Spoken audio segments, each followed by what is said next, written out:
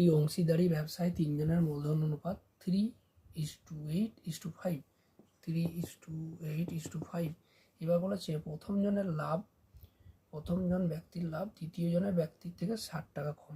আচ্ছা, তাহলে আমি ধরি প্রথম জনের মূলধন হচ্ছে 3x, দ্বিতীয় জনের তাহলে 8x হবে, এটা হচ্ছে 5x। তাহলে আমাকে এখন বলেছে প্রথম ব্যক্তির লাভ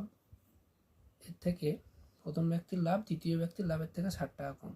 তাহলে এটা হচ্ছে তৃতীয় ব্যক্তি, এটা হচ্ছে প্রথম ব্যক্তি। তাহলে তৃতীয় ব্যক্তি মাইনাস প্রথম ব্যক্তি সমান 60 টাকা। তাহলে 2x সমান 60 টাকা, তাহলে x সমান হচ্ছে 30 টাকা। তাহলে x সমান যেটা সাধারণ অনুপাত, এবার এগুলো 30 টাকা। এবার কি জিজ্ঞেস করেছে দেখি ব্যবসায় মোট কত লাভ হয়েছিল। তাহলে ব্যবসায় মোট কত লাভ হয়েছিল এই যোগটা করে দেবো, এটাই আনুপাতিক। তাহলে 8 8 16x, তাহলে 16 × 30।